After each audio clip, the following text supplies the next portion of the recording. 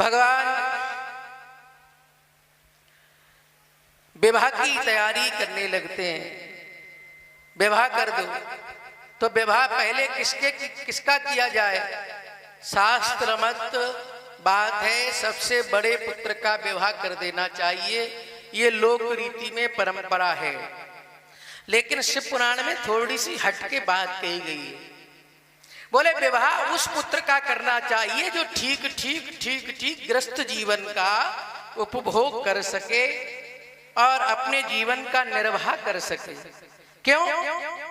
ऐसा न हो कि गृहस्थ जीवन तो तुम्हें भोगना आता नहीं हो और सामने वाली कन्या का जीवन भी बेकार कर दो। ऐसे माता पिता को पुत्र का विवाह नहीं करना चाहिए। शिव पुराण में वर्णन है, तो भगवान परीक्षा लेना चाहते हैं कार्तिकेय की और गणेश जी की बुद्धि लब्धि की परीक्षण करना चाहते हैं कि तुम पृथ्वी की परिक्रमा कर आओ और पृथ्वी की जो परिक्रमा करके जल्दी लौट आएगा हम उसी का विवाह पहले कर देंगे।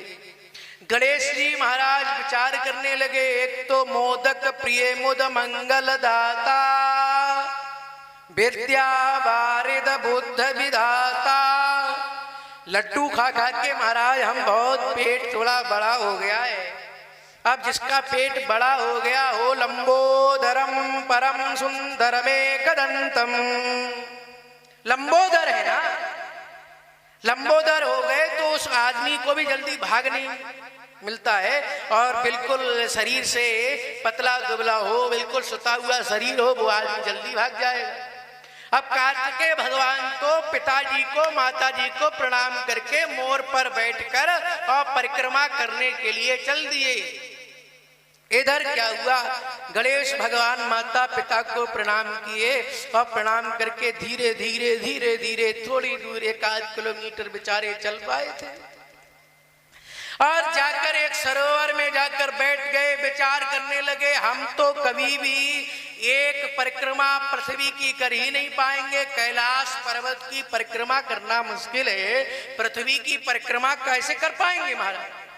विचारी करने लगे, लेकिन बुद्धि से काम लिया और भगवान का स्मरण किया। मानो भगवान की प्रेरणा से श्री नारद जी का आगमन हो गया। नारद जी जैसे ही आए, गणेश जी से पूछा, गणेश जी आप चिंतातुर क्यों दिखाई दे रहे हो? तब गणेश भगवान बोले, महाराज हमें बड़ी विडंबना में, बड़ी उलझन में पड़ गए हैं। क्या हमारे माता पिता ने हमसे कहा है पृथ्वी की परिक्रमा कर आओ। अब पृथ्वी की परिक्रमा करके जो जल्दी आ जाएगा दोनों भाइयों में से, उसका विवाह मैं अतिशीघ्र करवा दूंगा। मेरा बड़ा भाई तो मोर पर बैठ के परिक्रमा करने के लिए चला गया और हम लंबोदर हैं, हम मोटे ताजी हैं, हम पे तो चला नहीं जाता। पृथ्वी की परिक्रमा करने की तो बात दूर है महाराज, हम पे चला नहीं जा रहा है, तो पृथ्वी की परिक्रमा हम कैसे कर सकते हैं? नारद जी बोले, शास्त्र की बात हम बताए दे रहे हैं। व्यक्ति के जीवन में जब तक अंधेरा रहता है, जब तक गुरु का आगमन नहीं में होता, अब हम आ गए, हमें गुरु बना लो, हम मंत्र फूंक दे रहे हैं, तुम्हारा काम बन जाएगा महाराज। नारद जी ने मंत्र फूंका। बोले क्यों? बोले समस्त शास्त्रों में विधान ये है, क्या? बोले माता पिता की पूजा करने से पृथ्वी की परिक्रमा हो जाती है, माता पिता की पूजा करने से।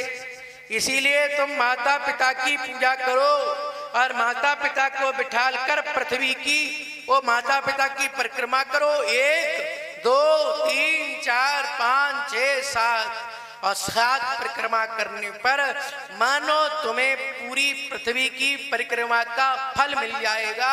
ऐसा भगवान शंकर स्वयं कहते हैं, वेद स्वयं कहते हैं, आगम निगम स्वयं कहते हैं, पुराण स्वयं कहते हैं, श्रुतियां कहती हैं, उपनिषद कहते हैं, शास्त्र कहते हैं। ऐसा जब कहा, और शास्त्री महाराज भगवान की वाणी है, तस्माद शास्त्रम प्रमाणम क्या कार्य अकार व्यवस्थित। भगवान गीता में अर्जुन से यही कहते हैं, तस्मात शास्त्रम प्रमाणम, शास्त्र मेरे प्रमाण हैं। शास्त्र ने जो कह दिया है, जो लिखा है वैसा ही करो, वही प्रमाण है। क्या कार्य अकार व्यवस्थित हो, ये एक व्यवस्था है जीवन जीने की कि हम क्या करें क्या ना करें। तो महाराज अच्छा, तो नारद जी ने गणेश जी को मंत्र दे दिया और गणेश जी को सलाह देने के बाद गणेश भगवान वहां से चले और चलने के बाद कैलाश पर्वत पर आ गए। माता पिता का हाथ पकड़ा और हाथ पकड़ते ही एक आसन पर बिठाला और आसन पर बिठाने के बाद ऐसे करके परिक्रमा की एक, और फिर साष्टांग प्रणाम किया, फिर दूसरी परिक्रमा की, फिर तीसरी परिक्रमा की, चौथी की, पांचवी की, छठी की और सातवीं परिक्रमा करने के बाद साष्टांग प्रणाम किया और दोनों हाथ जोड़कर बोले शंकर भगवान पार्वती से, जगत पिता से, माता से, हे महाराज माता पिता हमारा विवाह करा दो, हम जीत गए। शंकर भगवान पार्वती बोले हम तो ये समझ रहे थे कि तुम यात्रा को आरंभ करोगे माता पिता की अर्चना करने के बाद, तब हमारा पुत्र आज्ञा का यात्रा का आरंभ करेगा, यात्रा प्रारंभ करेगा। तब गणेश जी बोले सुनो माता पिता, पित्रोस पूजनम कृत्वा प्रक्रांति च करोति या तस्य वै पृथ्वी जन्मं फलं भवति निश्चितम्। आपके द्वारा बताए हुए निश्वास से जो वेद हैं, उन वेद में ये कह रहे हैं, वेद कहते हैं जो लोग माता पिता की पूजा कर लेते हैं वह समस्त तीर्थ करने का फल प्राप्त कर लेते हैं। यहाँ सुनिए ध्यान से, जगत के लिए शिक्षा भगवान कितनी दे रहे हैं। मंदिर जाओ पूजा करो, तीर्थ करो हजार, और माता पिता की सेवा न की तो ये सब कुछ है बेकार। जगत का पिता है भगवान शंकर, ये शंकर पर जल चढ़ाना ये शास्त्रमत बात है। जल चढ़ाना चाहिए, परंतु विचार कर ये जगत का बाप है। जब तक अपना पिता तुझसे खुश नहीं होगा तब तक तू जगत के बाप को खुश नहीं कर पाएगा। जगदम्बा पराम्बा भगवती जगत जननी दुर्गा मैया ये जगत की माता है। नवरात्रि में तुम लौंग लेकर केवल जल पीकर, पानी है पीकर केवल व्रत रखना, या नमक खाकर व्रत रखना, या फलाहार खाकर व्रत रखना, व्रत जब ही समर्थवान हो जाएगा, व्रत जब ही फल दे पाएगा जब तुझसे तेरी माता प्रसन्न होगी। क्यों? वो जगत की माता है। जगत की अम्मा जब ही खुश होगी जब तुझ पे अपनी माता खुश हो। जगत की माता बड़ी है, अपना पिता छोटा है, अपनी माँ छोटी है, तो जगत का माँ बाप को शिक्षा दे रहे हैं। पित्रोस पूजनम कृत्वा, गणेश जी कह रहे हैं हे प्रभु आपके द्वारा गाए हुए वेदों में लिखा है जो लोग माता पिता की पूजा करते हैं वो समस्त तीर्थों को का फल पा लेते हैं। जो लोग माता पिता को तीर्थ न कराते और स्वयं तीर्थ में चले जाते हैं उन्हें पिता की हत्या का पाप लगता है, ऐसा पुराण में लिखा है। भागवत में भी भगवान श्री कृष्ण ने जब कंस का उद्धार कर दिया और नंद बाबा ने सोचा कि कंस मर गया, अक्रूर जी ने सोचा कि कंस मर गया, तो चलो भगवान श्री कृष्ण को कारागृह में ले चले। वसुदेव देवकी को जब ज्ञात हुआ मेरे श्री कृष्ण मेरे पुत्र ने वह कंस का उद्धार कर दिया, तो ये साधारण कोई भी पुत्र नहीं हो सकता, कि ये तो भगवान है, साक्षात जगदाधार हैं। और अपने पुत्र को पुत्र न मानकर भगवान मानने लगी। तब भगवान श्री कृष्ण ने माया फैलाई और भगवान कह रहे हैं कि मात्रम पितरम वृद्ध्यम भार्या साधवी सुतम शिशुम। जो माता का, पिता का, पुत्र का, पत्नी का, स्नेह का, गुरुजन का, ब्राह्मण का, वृद्ध का, बड़े बूढ़े का, उसका कोई सम्मान नहीं करता। यमराज उसी का मांस निकाल कर खिलाते हैं। ये वृद्ध लोग हैं, वृद्ध लोगों का सम्मान करो। वृद्ध है ना, वृद्ध, ये वृद्ध 2-4 दिन के हैं, इसका मतलब बुरा मत मानना। कोई जो वृद्ध लोग हैं, मतलब इनका जीवन लगभग कट चुका है, परंतु इन पे अनुभव बहुत है, अनुभव बहुत है, अनुभव। हाँ महाराज, गद्दी से उतर के आप कोई बड़ा बूढ़ा कहे महाराज तुमने ये कैसे कह दिया 2-4 दिन के हैं हम।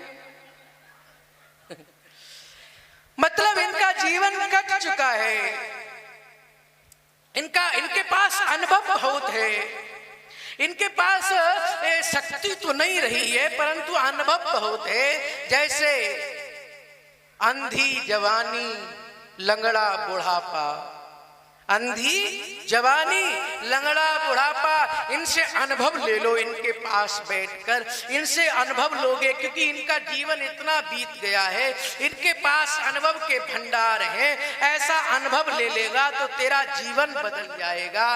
तो जैसे लंगड़ा बुढ़ापा, अंधी जवानी, मतलब एक आदमी अंधा था, एक आदमी लंगड़ा था, घर में आग लग गई थी और आग चारों तरफ से उसी की तरफ बढ़ती थी। अंधा उधर ही भागता था जहां आग लग रही है, लंगड़े को चल नहीं मिल रहा था। तो लंगड़ा और अंधे ने दोनों ने दोस्ती कर ली और दोस्ती करके कहने लगा, महाराज अंधा हूं मैं, पैर मेरे बढ़िया हैं, इसीलिए लंगड़े व्यक्ति को कंधे पर बिठा लिया। तू अपनी आंखों से बताता जाता चलता कि वो किधर को चले और मैं अपने पैरों से उसे ले चलूंगा। अंधे व्यक्ति अपने पैरों से घर से बाहर निकल आया और जो लंगड़ा व्यक्ति था उसके कंधों पे बैठा हुआ व्यक्ति आंखें से बताते बताते बताते बताते अग्नि से बाहर ले आया। मतलब अर्थात ये है कि इनके पास केवल अनुभव है, जवानी के केवल चरण नहीं है। तुम पे अंधी जवानी है साहब, इनके अनुभव से मिलकर काम करोगे तो तेरा जीवन बदल जाएगा, जीवन सार्थक हो जाएगा। इसीलिए मात्रम पितरम वृद्ध्यम भार्या साधवी सुतम शिशुम, वृद्धों का सम्मान करो, यही कथा कह रही है। नहीं आए बात समझ में तो आप ऐसे समझो, चाहे आपने पहली कथा में सुन रखा होगा। एक बार एक लड़की वाले ने ढिंडोरा पिटवा दिया, बोले हम तैयारी बारात की कर देंगे और अपनी कन्या का विवाह भी कर देंगे, परंतु हमारी शर्त यह है कि बारात में कोई भी बूढ़ा व्यक्ति ना आए। अब लिस्ट लगाई गई तो बढ़िया बढ़िया जवान जवान आदमियों की लिस्ट लगाई गई, बूढ़े बूढ़े आदमी एक तरफ कर दिए गए। बोले तुम तो जा नहीं सकते, क्यों? क्योंकि लड़की वाले ने कह दिया है कि बूढ़ा आदमी आएगा तो हम विवाह नहीं करेंगे। लेकिन लड़के का जो नाना था ना, वो नाना बोला नहीं, हमारा नाम है नाना, हम तो हर चीज पे नाना करते हैं, हम तो जरूर जाएंगे और हमारे बिना बारात नहीं हो सकती। तो जवानी आदमियों ने कहा वो कोई बात नहीं, नाना को अकेले आदमी को बक्सा में बंद करके ले चलो। अब बक्सा में बंद करके ले गए। अब जैसे ही जनवासों में बारात रुकी और बारात रुकने के बाद लड़की वाले ने कहा, बोले कोई बारात में बूढ़ा आदमी तो नहीं है, देख के आओ। लड़की वाले गए, सब देख के आए, बूढ़ा आदमी कोई नहीं है, सब जवान जवान है, 35 वर्ष से नीचे के ही हैं सब, उससे ऊपर का कोई है ही नहीं, लड़के लड़के हैं।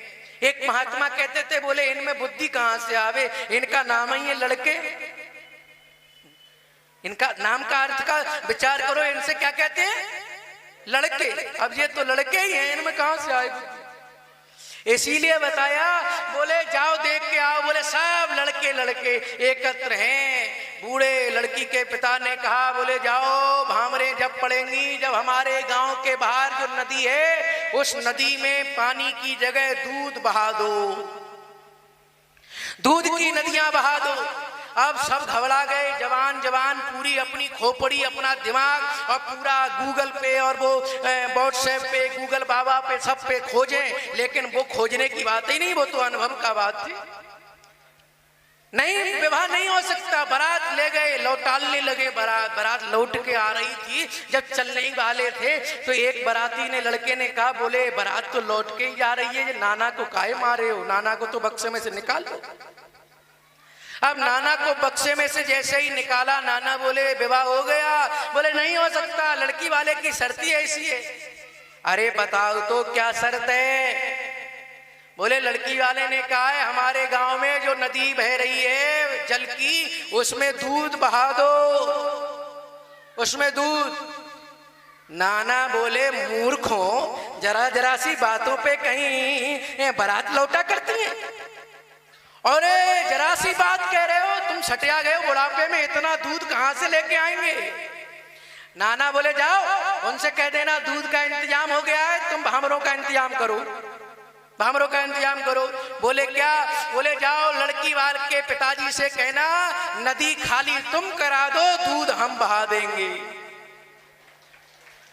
नदी खाली तुम करा दो, दूध हम बहा देंगे। अब नदी खाली हो ही नहीं सकती तो दूध बहा कहां से जाए? ये अनुभव का विषय है। तो इनके पास अनुभव है, इनके पास माता पिता के पास, इसीलिए इनकी आज्ञा को मानो। ये सब हमारे दर्पण है, इनके पास बैठकर दर्पण देखकर अपने जीवन को सुधारो। भगवान स्वयं कह रहे हैं, गणेश भगवान, या तो आप ये कह दो वेद झूठ बोल रहे हैं, वेद में सारी बात गलत है, और वेद में अगर सही बात है तो हमने पृथ्वी की परिक्रमा कर ली। भगवान खामोश। अब भगवान हार गए, और हारने के बाद भगवान बोले ठीक है, समय आने दो, कोई लड़की वाला होगा तभी तो हम विवाह कराएंगे। भाई ऐसे कैसे विवाह करा दें? गणेश जी बोले हमने लड़की वाले को भी तैयार कर लिया है, आप तो केवल हाँ कहो। भगवान ने हाँ कह दिया। नारद जी आए, विश्वरूप को बुलाए और बहुत बढ़िया सुंदर सी सजावट की गई। बंदरवारे पताके लगाए गए, मंगल कलश लगाए गए और बड़ा सुंदर सुंदर मंडप सजाया गया। और उसी में विश्वरूप की दो पुत्री थी, जिनका नाम था रिद्धि और एक का नाम था सिद्धि। इन रिद्धि और सिद्धि के गले हाथ में माला दी गई और माला दोनों लेके गई, गणेश जी के गले में माला डाल दी। बोलिए गणेश भगवान की जय हो। और सब लोग देवता लोग दृश्य देख रहे थे। मंडप सजाया गया था, भामरें पड़ने लगी, जय जयकार होने लगे, मंगल गीत होने लगे, गंधर्व नाचने लगे, अप्सराएं नृत्य करने लगी, किन्नर नृत्य कर रहे थे, देवता लोग शंख बजा रहे थे और पुष्पों की पुष्प वृष्टि होने लगी और सब लोग गान कर रहे थे। एक दूल्हा के संग दोए नार पढ़ने लगी, हरे हरे पढ़ने लगी बामरिया। एक दूल्हा के संग दोए नार पढ़ने लगी, हरे हरे पढ़ने लगी बामरिया। एक दूल्हा के संग दोए नार।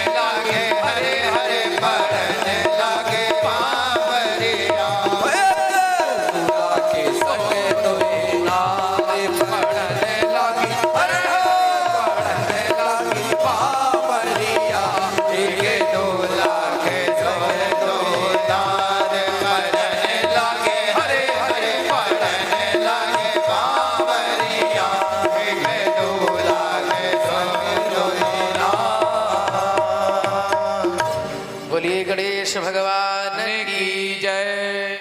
रिद्धि और सिद्धि से विवाह हुआ, क्षेम और लाभ 2 पुत्र हुए। बहुत दिन के बाद कार्तिकेय भगवान परिक्रमा